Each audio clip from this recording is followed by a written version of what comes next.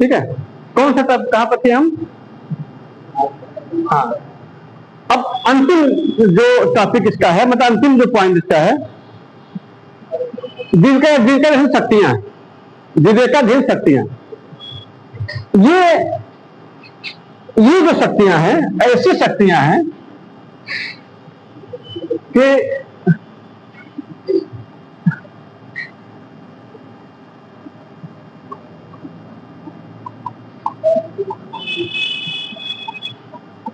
इसमें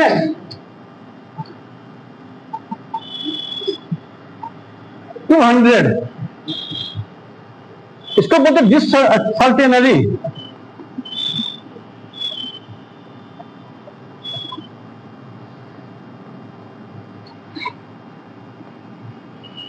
पावर, ये सबसे डिवाइडेड पावर है।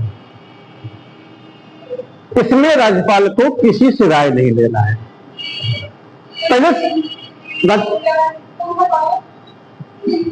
डिसर्टेनरी, इसमें राज्यपाल को किसी से ये नहीं पूछना है कि भैया हम क्या करें क्या न करें। पहली जगह कहां करेगा? पहली जगह ये होगा कि मान लीजिए विधानसभा का चुनाव हुआ, किसी की बहुमत नहीं आई, किसी विधायक की, किसी पार्टी की बहुमत नहीं आई, तो ऐसी अवस्था में राज्यपाल स्वतंत्र है कि किसको बुलाए मुख्यमंत्री पद के लिए, उसको कोई दबाव नहीं बना सकता। मान लीजिए कोई पार्टी है, जैसे मान लीजिए यूपी में बहुमत के लिए 404 है, 403 है, तो दो मतलब 402 चाहिए, 202 चाहिए, जो 202 जीतेगा मुख्यमंत्री बनेगा। जो 202 पार्टी सीट पर आ गई, राष्ट्रपति क्या करे, राज्यपाल क्या करेगा, उस पार्टी प्रमुख को लेटर भेजेगा कि आपकी पार्टी बहुमत में आई है। पार्टी प्रमुख को लेटर भेजता है, आप अपने पार्टी के मुख्यमंत्री पद के नाम हमको दे दीजिए। तो पार्टी प्रमुख का था ठीक है सर, विधायकों की बैठक हो रही है, चयन होने के बाद हम भिजवाएंगे। तो पार्टी प्रमुख ही ले जाता है, दूसरा को नहीं ले जाता। फिर जो मुख्यमंत्री के नाम दे लेता था पार्टी प्रमुख, तो फिर लेकर लिस्ट जाता है, सर 202 विधायक हैं, मैं इस पार्टी से जीता हूं, पार्टी प्रमुख ने हमें मुख्यमंत्री बनने का ऑफर दिया है, ये आप ले लीजिए। ठीक है, लेकिन बाइक में कोई नहीं आया, तो राज्यपाल ऐसी अवस्था में किसी को बुला सकता है, किसी को बुला सकता है। अब ये किसी को बुलाने में पावर फंस जाएगा। मामला फंसा क्या?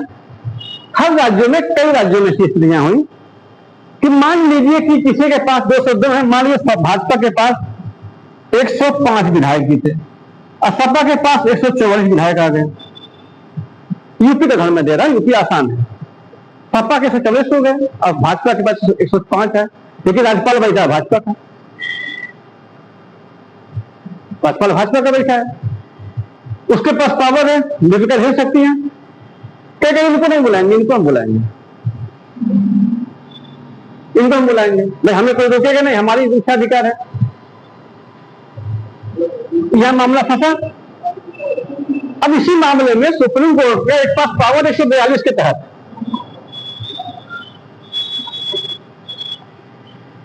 142 में सुप्रीम कोर्ट यह कहता है कि एक ऐसा अनुच्छेद हमारे पास है कि कहीं भी संविधान का उल्लंघन हो और कहीं भी कोई भी मामला उल्लंघन कानून संविधान का हो या किसी कानूनी प्रक्रिया का हो, जब मानव हित और कानून की प्रक्रियाएं खराब हो रही हैं, परंपराएं खराब हो रही हैं, मैं संज्ञान लेकर फैसले, उसको संज्ञान लेकर फैसले को दूंगा।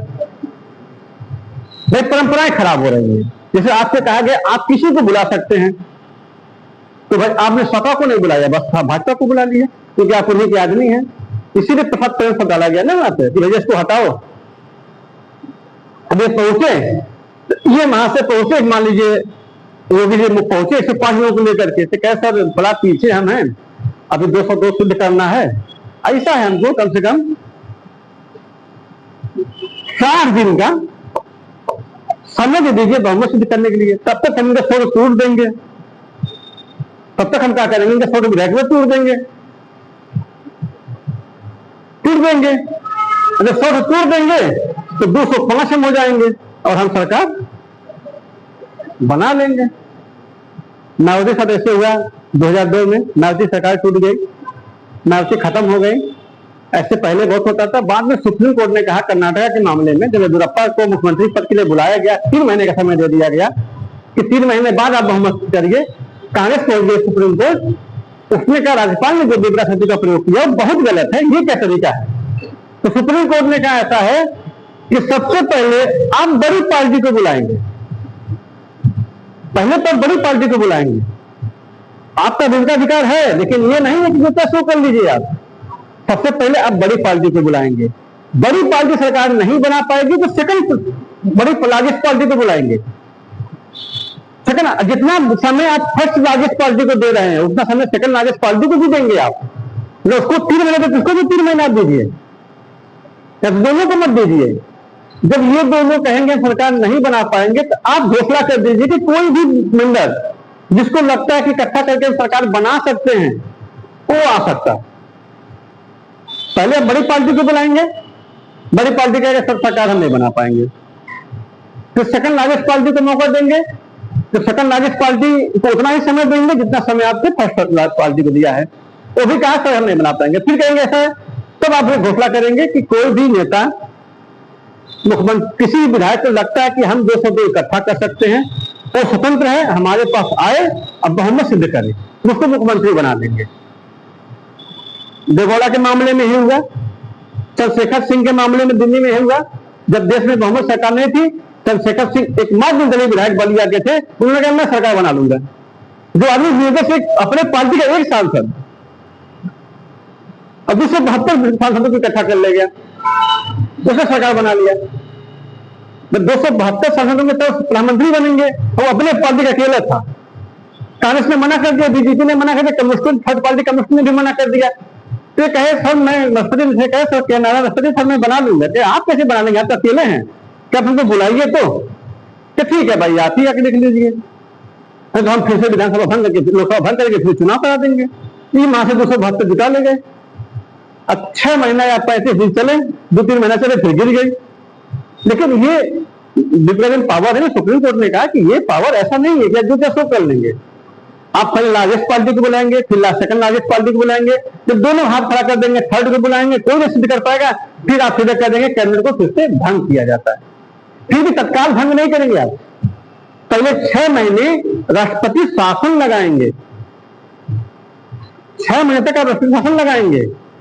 6 महीने राष्ट्रपति शासन लगाने के बाद फिर आपको लगता है कि कोई सरकार बनाने में सक्षम नहीं है, उसके बाद विधानसभा भंग करके फिर चुनाव कराएंगे। ये आपका पावर नहीं है, कैसे कर सकते। ये 142 में सुप्रीम कोर्ट ने इसको गाइडलाइन जारी किया कि आप इतना निश्चित मत करिए अपने पदों का। तो 6 महीने का शासन लगेगा, फिर उसके बाद फिर कहा जाएगा सरकार बना सकते नहीं बना सकते, सब बोलेंगे नहीं बना सकते, कहेंगे भैया ऐसा है विधानसभा फिर से भंग करो, फिर से चुनाव कराओ। ये आपका पावर है, फिर से चुनाव करो, लेकिन एक प्रक्रिया के तहत होना चाहिए। सुप्रीम कोर्ट कहता कहीं प्रक्रिया गलत हो रही है तो उसमें मैं हस्तक्षेप में करूंगा, ये कहीं लिखा नहीं है, लेकिन प्रक्रिया गलत हो रहा नहीं। तो सबसे बड़ी पार्टी में मुझे नहीं बुलाया गया और आप तत्काल विधानसभा भंग करवा दे रहे हैं। भाई 6 महीने का मौका दीजिए, 6 महीने बाद फिर कराइएगा। तो ये पहला इसका पावर है। दूसरा है, मान लीजिए मुख्यमंत्रियों में कुछ मंत्रियों ने विधायकों ने कहा कि हमारा मुख्यमंत्री बहुमत में नहीं है, या विपक्ष ने कहा कि हमारा मुख्यमंत्री बहुमत में नहीं है। विपक्ष ने कहा सर इनके पास बहुमत नहीं है, इनको विधानसभा बुलाइए, इनका सेशन बुलाइए, इसे कहिए बहुमत सिद्ध करें। अब मुख्यमंत्री या राज्यपाल क्या कहेगा, मुख्यमंत्री से कहेगा भैया तुम बहुमत सिद्ध करो। मुख्यमंत्री क्या कहेगा, सर अभी हम नहीं, अभी हम पार्लियामेंट नहीं बुलाएंगे, अभी हम पार्लियामेंट नहीं बुलाएंगे।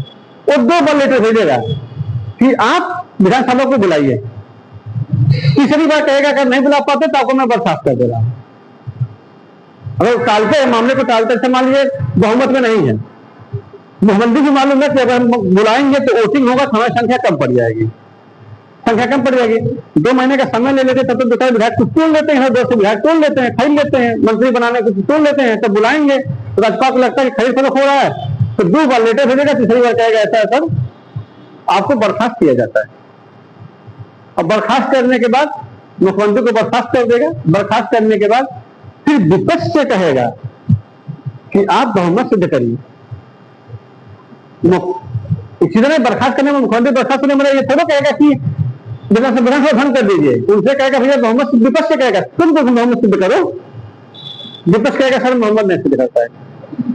तो कहेगा ठीक है, ऐसी अवस्था में हम विधानसभा भंग कर देते हैं।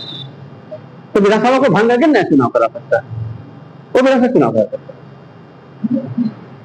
विधानसभा कोई भी कानून ऐसा बनाती है जो सेंटर के कानून से टकराता है, या ऐसा कानून बनाती है जिसमें ये लगता है कि देश की संप्रभुता और अखंडता को खतरा हो सकता है, या जाति विशेष को फायदा दिया जा रहा है, या वर्ग विशेष को फायदा दिया जा रहा है, या क्षेत्र विशेष पर ज्यादा फोकस किया जा रहा है, तो ऐसे कानूनों को राज्यपाल क्या कर सकता है, उसको वापस कर सकता है और राष्ट्रपति के सामने पास भेज सकता है। मुलायम सिंह यादव में, अखिलेश यादव, मुलायम सिंह यादव में यही हुआ था। 17 यूनिवर्सिटियों में 14 यूनिवर्सिटियों के जो कुलपतियों की लिस्ट गई उसमें यादव थे। 17 यूनिवर्सिटियों में 14 यूनिवर्सिटियों के कुलपति में यादव थे। राज्यपाल टीवी राजेश्वर थे कांग्रेस के, तो उन्होंने कहा ये क्या आपने भेज दिया। स्पष्ट था कि आप कुलपतियों की नियुक्ति कर सकते हैं, ठीक है, पावर आप दीजिए, मैं नियुक्त कर दूंगा, लेकिन सीधे सीधे 14 एक ही जात से आ रहे हैं, एक ही जात से आ रहे हैं, ये क्या तरीका आपने अपना लिया। उन्होंने कहा मैं नियुक्ति का ऑर्डर नहीं दे सकता, मैं नियुक्ति का ऑर्डर नहीं दे सकता। ठीक है, आपको पावर है कि कुलपति की नियुक्ति आपके साथ होगा, लेकिन मुझे इसमें दिख रहा है कि जात विशेष को अपने बेटा दे दिया। भाई 16 में से 14 तो ही बैठे हैं, अब 2 मुस्लिम थे। उन्होंने कहा ये नहीं हो सकता, उठा के उन्होंने राष्ट्रपति पर भेज दिया। फिर बाद में 2-3 महीने बाद देखा 17 पूरे यूनिवर्सिटी उसी में समस्या थी, तो मुलायम सिंह यादव ने क्या किया, फिर से नई लिस्ट बनाई, सबको शामिल किया, तो उन्होंने भेजा, फिर उन्होंने भेजा, फिर उसने किया। तो ये उसके पास पावर है। नॉर्थ ईस्ट में क्या होता है, मान लीजिए जम्मू कश्मीर में क्या है, या हिमाचल में क्या हो रहा है, जम्मू कश्मीर में क्या हो रहा है, या सिक्किम में क्या हो रहा है, वहां के मुख्यमंत्री क्षेत्र विशेष की बात करते हैं, भाषा की बात करते हैं, भाषा की लड़ाई वहां बहुत ज्यादा होती है, क्षेत्र विशेष की बात बहुत ज्यादा होती है। जैसे मान लीजिए कोई कानून बना दिया गया कि यहाँ पे हिंदी भाषी नहीं आ सकते, खासकर असम में खूब बवाल चलता है। असम में बहुत ज्यादा बवाल चलता है कि इस जिले में हिंदी भाषी नहीं आ सकते हैं, कानून बना दिया गया, या हमारे स्कूलों में हिंदी भाषी बच्चे नहीं पढ़ेंगे। खासकर तमिलनाडु में मामला चलता, तमिलों में चलता था, बस पास हो गया था कि तमिलनाडु के स्कूलों में हिंदी भाषी बच्चे रजिस्टर नहीं करा सकते। मान लो कोई मजदूरी करने गया है, बिहारी कोई भी किया है, बिहार दिल्ली में मान लो सेटल हो गया, तो हिंदी बोलना है, तो हम अपने बच्चे का नाम लिखाने गए तो वहां कानून बन गया कि हिंदी भाषी बच्चे नहीं पढ़ेंगे।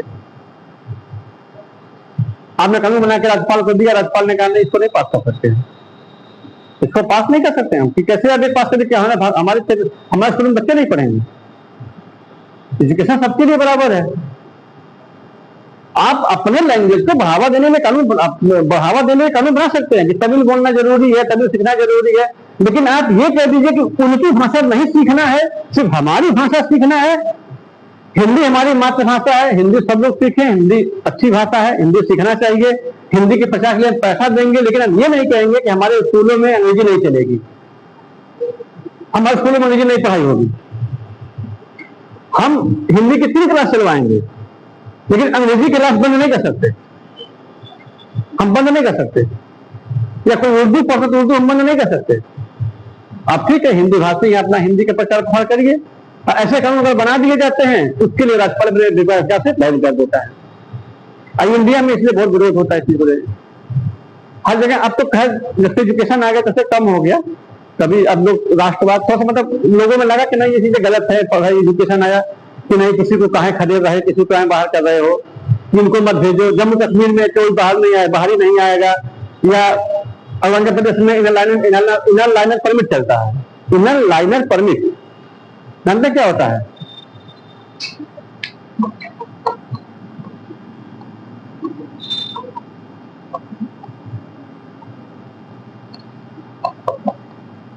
कुछ गांवों में इनर लाइनर परमिट चलता है। अरुणाचल में, मेघालय में, नागालैंड में अगर आपको उन गांव में जाना है तो डीएम से अनुमति लेनी पड़ेगी। एक कार्ड बनेगा, एक कार्ड बनेगा, उस कार्ड को लेकर के कितने दिन आप गांव में रहना चाहते हैं, कितने गांव को देखना चाहते हैं, तब आप उसमें घुस पाएंगे।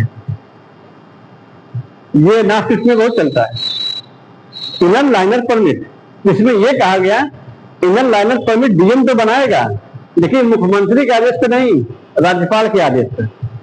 गांव का चयन राज्यपाल करेगा। अब गांव की संख्या बढ़ाते चले जाइए।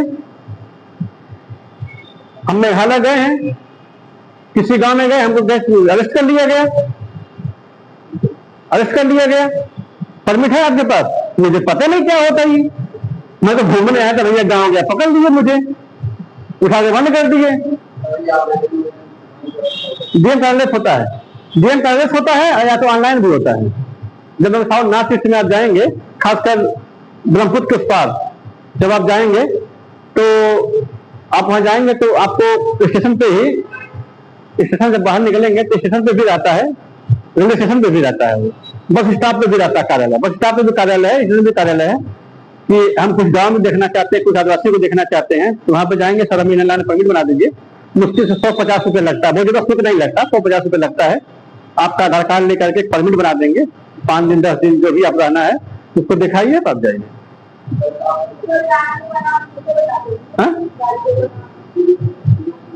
ब्रह्मपुत्र नदी के उस पार सबके यहाँ है, ब्रह्मपुत्र नदी के इस पार कछार वाला बेल्ट छोड़ करके आप अरुणाचल में है, मणिपुर में है, नॉर्थ ईस्ट में सब मानिए, अरुणाचल, मणिपुर, मिजोरम, नागालैंड, त्रिपुरा, सिक्किम में भी है, इनर लाइनर परमिट चलता है। तो ये राज्यपाल को पावर दिया गया है कि आप तय करेंगे कि ऐसा ना हो कि यहाँ के मुख्यमंत्री कुछ जिले में घेरना शुरू कर दे कि नहीं यहाँ नहीं जाना, यहाँ नहीं जाना है, उसको विशेष अधिकार है। इसीलिए राज्यपाल का पावर कम, राज्यपाल को हटाया नहीं जाता है कि विद्रोह ना हो जाए, मतलब पक्षपात में करने लगे लोग। ये मैं भी नहीं जानता, लेकिन परमिट है, हम लोग जानते हैं, बहुत दूर से जानते हैं। आप ना किसी घूमने जाएंगे तो आपको मिलेगा, कुछ झारखंड में भी लागू है, कुछ छत्तीसगढ़ में भी लागू है, ट्राइब्स एरिया में भी लागू है, ट्राइब्स आदिवासी बेल्टों में आप वहां पर जैसे आप जा नहीं सकते हैं, जैसे अंडमान निकोबार में भी लागू है, कुछ आइलैंड पे भी लागू है, वो बैन आप जा नहीं सकते हैं। तो वहां के राज्यपालों को और जो केंद्रीय प्रदेश के लेफ्टिनेंट गवर्नर है उनके साथ लागू किया जाता है, ये उसके विशेषाधिकार में आता है। ये हो गया। दूसरी चीज क्या है, किसी मंत्री या किसी मुख्यमंत्री के पर्सनल कैरेक्टर का कोई मामला, पर्सनल कैरेक्टर की बात कर रहा हूं, उससे समझाने की प्रक्रिया नहीं, फैमिलियल मामले से मामला कोई हो या किसी से कोई संबंधित मामला हो, फैमिलियल मामला हो, इस मामले में अगर राज्यपाल को लगता है कि इससे कैबिनेट या सरकार की बदनामी हो रही है, उसको तलब कर सकता है, तलब कर सकता है। किसी का फैमिली का कोई कैरेक्टर का मामला हो, तलब कर सकते हैं। मुलायम सिंह यादव क्या 97 में पहली बार पता चला कि इनकी एक रखेल, 97 में मालूम हुआ, इसके पहले गोपनीय था कि अखिलेश की जो मां थी वो पहले ही मर गई थी, अखिलेश के पैदा होने के 5-6 महीने बाद उनकी मां मर गई थी, उनकी मां को टीबी मतलब मिर्गी आती थी। अब मुलायम सिंह यादव के पहली पत्नी जो थी जिससे अखिलेश पैदा हुए थे उनको मिर्गी आती थी, फिर मुलायम सिंह यादव दोबारा उनसे मिले नहीं थे, शादी के महीने बाद फिर मर गए। उनकी दूसरी पत्नी जो उनका लड़का भी जो मरा है, प्रतीक यादव मरा है, प्रतीक यादव उनकी दूसरी पत्नी का लड़का है, दूसरी पत्नी का लड़का है, उनका नाम है कौन सा गुप्ता है, वसुंधरा, हाँ सर वसुंधरा नाम है। उन्हीं के भाई सीबी गुप्ता इस समय सबसे बड़े हाई कोर्ट के वकील हैं, सबसे बड़े वकील हैं इस समय हाई कोर्ट के, उन्हीं के भाई हैं। ये अनलीगल मामला था, क्योंकि आप मुख्यमंत्री पद पे हैं, राज्य के प्रतिष्ठित पद पे हैं, देश के जाने माने नेता हैं, तो राज्यपाल ऐसे मामले में आपको कवर कर सकता है कि सर ये ठीक नहीं है। तो फिर मुलायम सिंह ने उनसे शादी किया और प्रतीक उन्हीं के लड़के हैं जो एक्सपायर हो गए, प्रतीक उन्हीं के लड़के हैं। और उन्हीं की बहन थी मधु गुप्ता जो एम्स की चीफ थी, मतलब सीबीआई की चीफ थी। तो अगर ऐसे कोई कैरेक्टर वाला मामला आता है तो राज्यपाल आपको तलब कर सकता है, आपको तलब कर सकता है, नहीं हटा नहीं सकता है। फिर आपसे पूछेगा कि लीगल है कि अनलीगल है, अगर अनलीगल होगा तो आपको इस्तीफा देना पड़ेगा, अगर लीगल है तो फिर ठीक है, कोई बात नहीं, स्पष्टीकरण दीजिए, स्वीकार करिए। मुलायम सिंह ने स्वीकार किया कि मेरी पत्नी है, बात खत्म हो गई। लेकिन आपत्ति सब नहीं रख सकते। जैसे 13 के चुनाव में सुप्रीम कोर्ट ने कहा कि कोई कॉलम इलेक्शन कमीशन का खाली नहीं कर सकते हैं। जो फार्म भरा जाता है, प्रोफाइल फार्म भरा, उसमें पहले क्या करते थे लोग, कलम खाली कर देते थे। जब इलेक्शन कमीशन को जांच करता था तो ये बोलते थे भूल गए थे, अच्छा लिख दीजिए। तो सुप्रीम कोर्ट ने कहा, इलेक्शन कमीशन ने सुप्रीम कोर्ट में जाकर कहा कि सर कुछ लोग कलम भरते नहीं है, बाद में कहते हैं भूल गए हैं। तो सुप्रीम कोर्ट ने कहा हर कॉलम में यस या नो लिखना है कि नहीं है। फंस गए मोदी।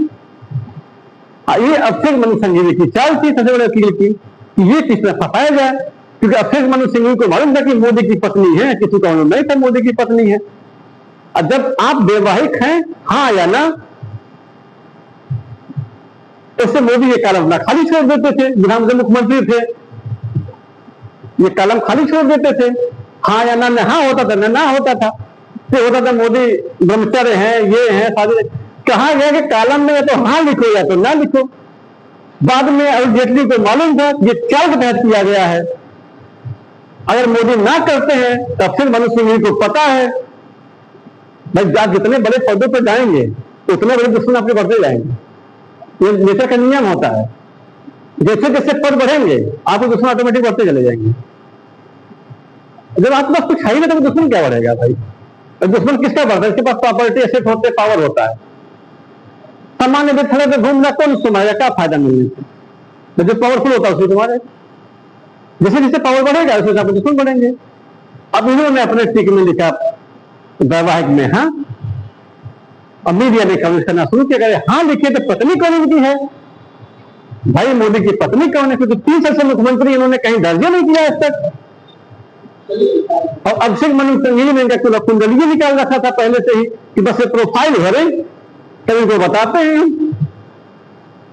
फिर शुरू हो गया तो पता चला कि बड़नगर में कोई हेडमास्टर है, क्या नाम है उनकी पत्नी का नाम? यशोदाबेन। बड़नगर कोई जगह है, वहां के हेडमास्टर उनकी पत्नी है और अकेले रहती हैं। उन्होंने भी स्वीकार किया कि हम उनके पति, हमारे पति नरेंद्र मोदी ही हैं, हम उनसे सिर्फ 5 से 6 दिन मिले हैं शादी के, जब मेरी उम्र 13 साल की थी। जब मेरी उम्र 13 साल की थी तो 5-6 दिन हम उनसे मिले थे। जब दोबारा हम घर पे आए फिर मोदी से हमारी मुलाकात नहीं हो पाई। 5-6 दिन साथ में फिर बाल विवाह होता ही था, उसमें बाल विवाह होता ही था, कोई बड़ी बात तो थी नहीं। 13 साल के थे, 5-6 दिन मिले थे, फिर वो चले गए, फिर हम दोबारा उनसे मिले नहीं। अब फिर दोबारा हमने कभी दावा नहीं किया कि हमारे पति मुख्यमंत्री हैं। हमारे पावर आज इंडिया के सबसे पावरफुल व्यक्ति पीएम माने जाते हैं और उनकी पत्नी हेडमास्टर रिटायर पर से हो गई है और अपना घर रहती हैं। वो आज दावा कर दें कि हमें पीएम आवास में चाहिए रहना है, उनको रहना पड़ेगा। मोदी की औकात नहीं जो मना कर दे। आपने प्रोफाइल में डाला कि पत्नी हमारी है, पीएम आवास में उनको बकायदे रहना पड़ेगा। प्रधानमंत्री फर्स्ट व्यक्ति माना जाता है, सेकंड पर उनकी पत्नी मानी जाती है, सेकंड सिटीजन की पत्नी मानी जाती है। लेकिन अब वो स्त्री है, थोड़ा सोचती जो गया सो गया, क्या मतलब। हाँ ऐसा उन्होंने कहा था कि 13 साल में शादी हो गई, तो पहले जमाने में होता ही था 13 साल की अवस्था में। हाँ दोबारा शादी नहीं हुआ, ये तो सबका शादी दोबारा नहीं हुआ। अगर शादी किया तो खोज लेते सब ना, उन्होंने भी नहीं किया, पूरे लाइफ उन्होंने शादी नहीं किया, ये सच्चाई है। नहीं, वहाँ गांव के लोग, जहाँ के रहने वाले गांव के लोग, वहाँ के लोग मिले, वो बताए कि ये कभी शादी नहीं की, स्कूल में हेडमास्टर थी। अच्छा गांव वालों को भी नहीं पता था कि नरेंद्र मोदी की पत्नी है ये। भाई समानता बाजार कर रही है, समानता स्कूल में पढ़ा रही है, नहीं एक औरत है, विधवा औरत है, पढ़ा रही है, कोई बात नहीं है। वो तो बाद में मालूम अधिकारियों की पत्नी मोदी की पत्नी है ये। 17 साल मुख्यमंत्री रहे, उसी 17 साल जहां भी मुख्यमंत्री है उसी जिले में, उसी राज्य में आदमी एक महिला हेडमास्टर है, आज पीएम है, अपने पेंशन को जी रही है, जो भी पेंशन को मिलता है सिर्फ शादी चला रही है, अपने भाइयों के साथ रहती है। तो खैर इसीलिए ये क्या है कि मामला होता है। तो ये विघटन शक्तियों के पावर में क्या होता है, सारे पावर उनके पास है, लेकिन हर पावर की समीक्षा की जाती है। आप चीजों को उल्लंघन मत करिए, चीजों का उल्लंघन मत करिए। ये चीजें हैं, इतना इसके पास पावर है। एक चीज मैं बता देता, मैं भूल गया था, लोकायुक्त की नियुक्ति, राज्य लोकायुक्त की भी नियुक्ति राज्यपाल करता, ये मैं गुनाह से कर गया था। राज्य लोकायुक्त की नियुक्ति और ऑम्बड्समैन की नियुक्ति वो करता है, और उसका कार्यकाल जो होता है ऑम्बड्समैन का 8 साल होता है। ये लोअर में कई बार पूछा गया, लोअर में पूछा जाता था। इसका कार्यकाल एकमात्र पद ऐसा है जिसकी नियुक्ति का कार्यकाल 8 साल होता है। सबका 5-6 होता है, 8 साल बैठता है। अखिलेश ने इसको 8 साल कर दिया था, अखिलेश ने बढ़वाया था, 8 हो गया। अमूमन नियुक्ति 5 साल की होती है, 6 साल, 5 साल या 65 साल, 2 कार्यकाल होता है, 5 साल या 65 साल। अखिलेश ने क्या कर दिया, राज्य में 62, 5 साल या 62 साल, सेंट्रल में 5 या 65 होता है, राज्य में 62 होता है। अखिलेश ने कहने 5 साल रहेंगे, जिनकी नियुक्ति 8 साल से कर दिया। नहीं 8 ही है, 8 ही है, 8 ही। कौन कम करेगा? राज्य लोकायुक्त का पावर कोई कम नहीं करना चाहता है, 8 साल बने रहते हैं, अपना बैठे रहते हैं। राज्य लोकायुक्त की नियुक्ति 8 साल करता है। उसके बाद ऐसे बहुत सी नियुक्तियां होती है जो पूछा उठा नहीं जाता। राज्य महिला आयोग की नियुक्ति, राज्य महिला आयोग की नियुक्ति तो बहुत बड़ा मुद्दा नहीं होता है। कभी कभी वो नियुक्तियां नहीं भी होती हैं या कभी कभी हो जाती हैं, तो कोई बहुत बड़ी बात नहीं है। सेंटर में पूछा तो स्टेट का नहीं पूछा जाता। स्टेट में क्योंकि कहीं कहीं बना ही नहीं है, कहीं कहीं बना है राज्य महिला आयोग, तो कभी कभी इसलिए बहुत ज्यादा उसको पूछा नहीं जाता है कि राज्य महिला आयोग की नियुक्ति कैसे होती है।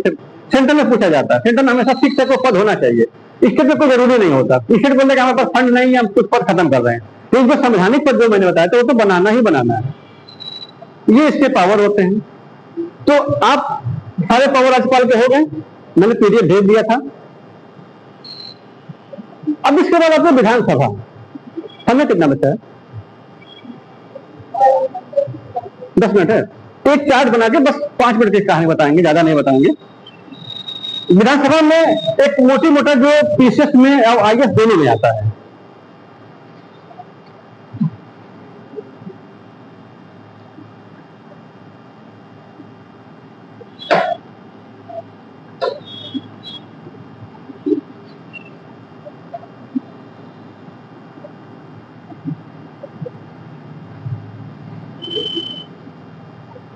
इसमें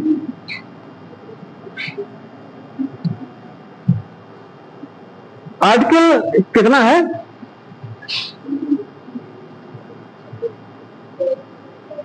172 है, 170 है, सॉरी 169 में विधान परिषद है।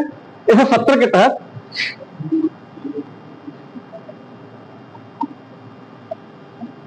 कि कहा गया राज्यों में विधानसभा होगी, राज्यों में विधानसभा होगी। अब आईएएस में क्वेश्चन बनाए जाते हैं। इसमें कहा गया हर विधानसभा की जो संख्या मिनिमम होती है,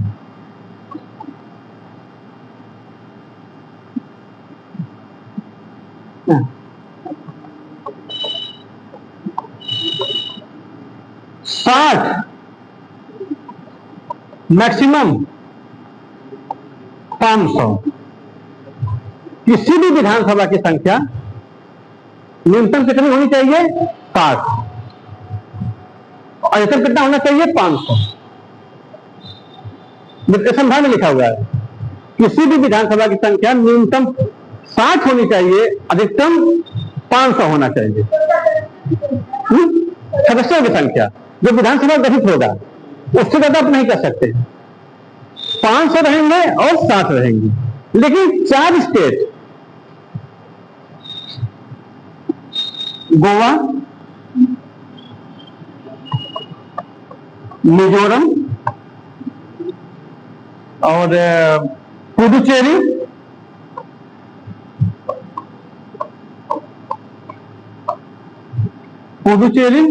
और सिक्किम। गोवा में 40 हैं, मिजोरम में 40 हैं, पुडुचेरी में 32 हैं, सिक्किम में 32 हैं, इसमें 30 हैं। इसमें खूब पूछता है कि न्यूनतम संख्या 60 होना चाहिए किसी भी राज्य में विधानसभा विधायकों की संख्या। लेकिन 4 स्टेट ऐसे हैं जो अपनी संख्या को, इस न्यूनतम संख्या को पूरा नहीं करते हैं। गोवा 40 विधायक रहते हैं, मिजोरम में 40 है, पुडुचेरी में 30 है और सिक्किम में 32 है। ये 60 को पूरा नहीं कर रहे हैं, जो कहा कि संविधान में कहा गया कि नहीं होना चाहिए, लेकिन नहीं पूरा करते हैं। कारण क्या है? राज्यों ने कहा मुझे अलग कर दो। सिक्किम क्योंकि इंडिया का पार्ट नहीं था, किसी कारण इंडिया में आया, इंदिरा जी के देने की इंडिया में आया, तो विधायकी का पावर दिया गया, विधानसभा का पावर दिया गया। अब वह कुछ कंडीशन ऐसे थे कि संविधान के अकॉर्डिंग हम नहीं चल सकते, कुछ चीजें होती जो संविधान के अकॉर्डिंग हम नहीं चल सकते, हम अकॉर्डिंग नहीं चल सकते। तो ये मामला था। तो ये कहा गया ठीक है भैया, आपकी आबादी नहीं है, भाई जनसंख्या दर होना चाहिए, सिक्किम में आबादी नहीं है। कहा गया ठीक है, 32 विधायक बना दे रहे हैं आपके, आप विधानसभा चलाइए। गोवा पुर्तगालियों से मिला, पुर्तगालियों ने कहा बाहरी व्यक्ति यहाँ पर नहीं आएगा, हम आपके राज्य में शामिल तो हो जा रहे हैं, लेकिन गोवा के लोगों ने कहा भाई बाहरी व्यक्ति यहाँ हिंदी भाषी या कन्नड़ या मान लीजिए मराठी इसमें नहीं आएगा। बीच में था तो गोवा, महाराष्ट्र और कर्नाटक बीच में। पुर्तगालियों को लगा कि अगर मान लीजिए इंडिया कवर में हम जाएंगे तो कन्नड़ भाषी और मराठी भर जाएंगे यहाँ पर, तो सरकार ने कहना नहीं तुम शामिल हो, तुम्हें सुरक्षा दी जाएगी, तुम शामिल बनो। तो गोवा में कहा गया तो जब सर्वे किया गया कम से कम 40 सीट बन पाएगा, तो ठीक है 40 बना दो। कुछ चीजें होती पहले शामिल हो भैया, किसी तरह शामिल हो। पुडुचेरी पांडिचेरियों के हाथ में था, फ्रांसीसियों के हाथ में था, 54 में आया तो फ्रांसीसी के हाथ में पुडुचेरी था। वहां भी यही समस्या थी, पुडुचेरी वाले बोले भैया हम इंग्लिश बोलते हैं और आप सोचते हैं कि तमिल और मलयालम वाले घुस जाएंगे, मलयालम तमिल वाले घुस जाएंगे, हम बर्बाद हो जाएंगे। छोटा सा जगह हम लोग हैं कि कोई ना घुसेगा, आपकी जनसभा बनाई जाएगी, आप ही लोग रहोगे, ठीक है 30 सीट हम दे रहे हैं, इससे ज्यादा नहीं देंगे। मिजोरम में मामला क्या था, मिजो जनजाति के लोग थे, सबसे हिंसक थे, मिजो सबसे हिंसक थे। मिजो के अगर कोई हमारे आएगा तो हम मार देंगे, वो शांति नहीं हो रहे थे, तो उसने कहा ठीक है आपको 40 बना दे रहे हैं, आप अकेले रहिए, कोई उसमें कोई नहीं रहेगा। तो कुछ चीजें संविधान से हटके बनाई गई। 5 न्यूनतम होना चाहिए, लेकिन 4 राज्य इसका पूरा नहीं करते, सीधे संविधान को उल्लंघन करते हैं। लेकिन कुछ भू राजनीतिक परिस्थितियां होती हैं जो संविधान के दायरे से फैसले नहीं लिए जा सकते, हर चीज रूल टू रूल नहीं बात नहीं किया जा सकता। अनुच्छेद 1 हमारा क्या कहता है, हम भारत के लोग एकता अखंडता में विश्वास करते हैं। मतलब हम भारत के लोग पहला शब्द है, भारत के लोग में क्या है 28 में 1 में क्या है 28 राज्य 8 केंद्रीय प्रदेश है, ठीक। दूसरा कहता है कोई भी राज्य बाहरी राज्य शामिल हो सकता है। तीसरा कहता है किसी राज्य को डिवाइड किया जा सकता है। दूसरा कहता है कि किसी भी राज्य को देश के भूभाग में शामिल किया जा सकता है। और तीसरा कहता है कि देश के अंदर के राज्यों को कई राज्यों में डिवाइड किया जा सकता है। में किसी को अलग होने का अधिकार नहीं है। यूनियन शब्द किया गया है, यूनियन है, किसी को अलग होने का अधिकार नहीं। कोई शामिल हो सकता है लेकिन कोई अलग नहीं हो सकता।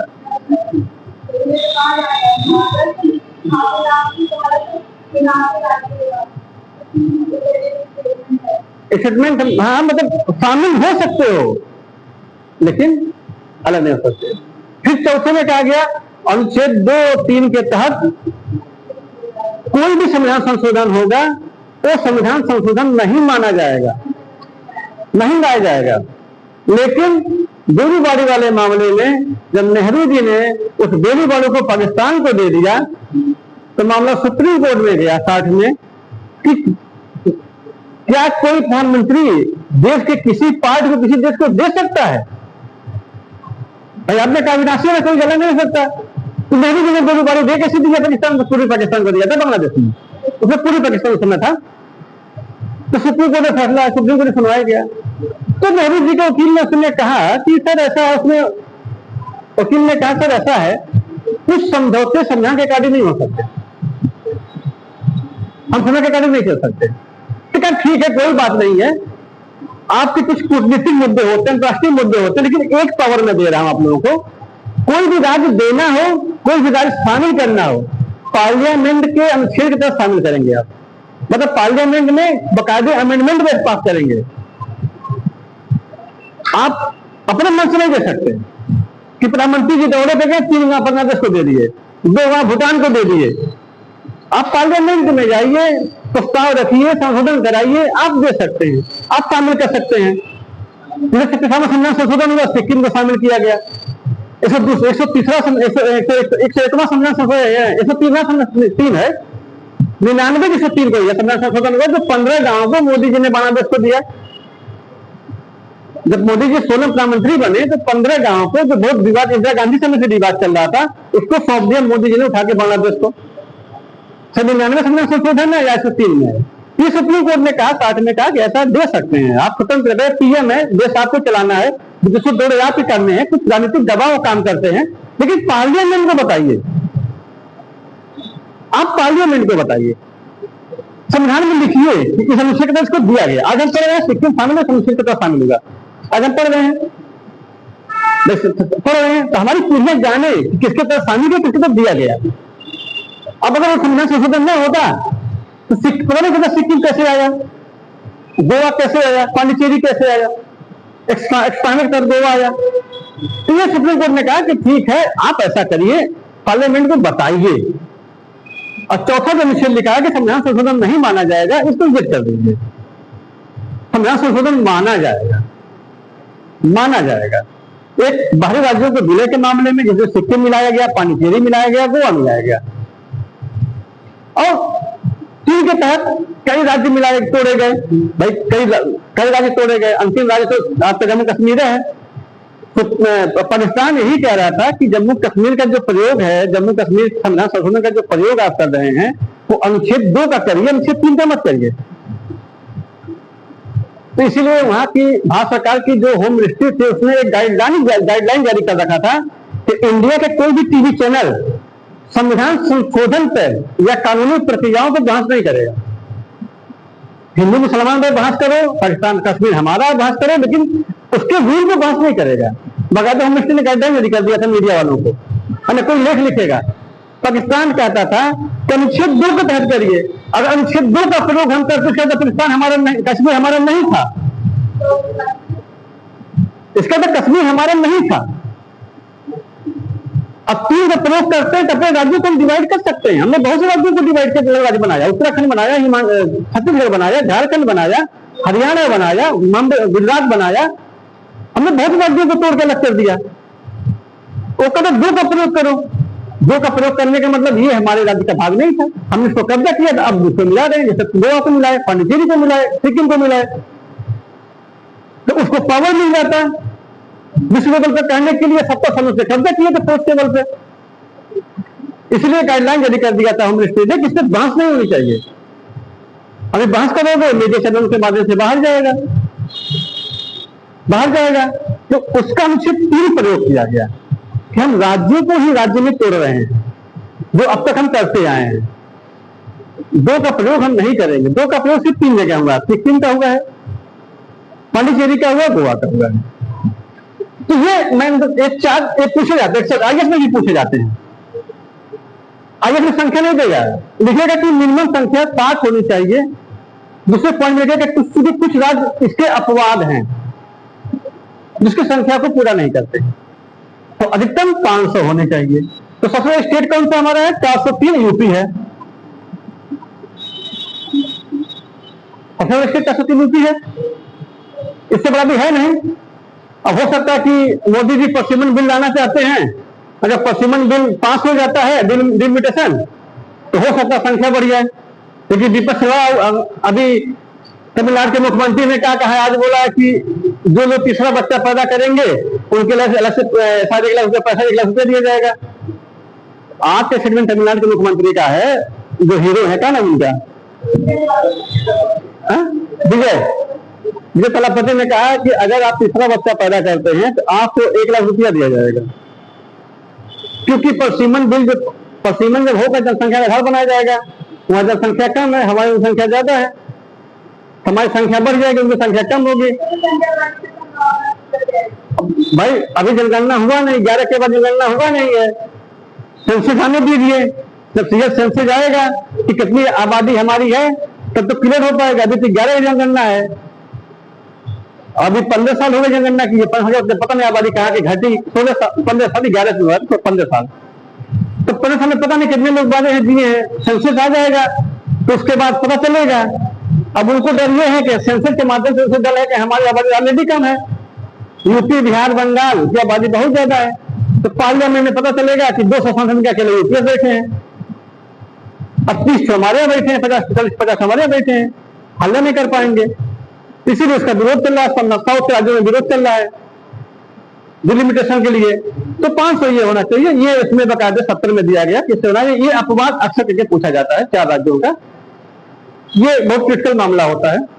और हाँ, पीसीएस में 2800 राज्य और 3 केंद्र शासित प्रदेश, 3 केंद्र शासित प्रदेश हो गए ना, पुडुचेरी, दिल्ली और जम्मू कश्मीर। जम्मू कश्मीर यहाँ विधानसभा है, नाम देगा और 4 संख्या देगा, कहेगा मिलाइए। ये पीसीएस में क्वेश्चन फिक्स रहता है। 28 राज्य, 3 केंद्र शासित प्रदेश, जम्मू कश्मीर, दिल्ली और पांडिचेरी। विधानसभा लिख देगा राज्यों का नाम, विधानसभाओं की संख्या, कहेगा मैच कराइए। कहा किसकी संख्या कितनी है। अमूमन कहां से देता है, नॉर्थ ईस्ट के देता है, मणिपुर, मेघालय, मिजोरम, नागालैंड, क्योंकि वहां जल्दी याद नहीं होता किसी को। या किसी राज्य में करंटली चुना हुआ हो, उसका पूछ देता है यहाँ की संख्या कितनी है। ये पीछे से फिक्स है। तो ठीक है, हम कल इसका लिस्ट भेज देंगे, लिस्ट होगा आप लोग, बस किस राज्य में कितनी संख्या है हम नहीं बता देंगे, हमको पूरा याद है, पूरे इंडिया का याद है।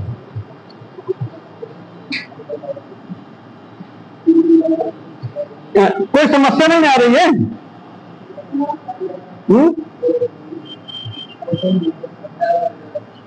कहाँ है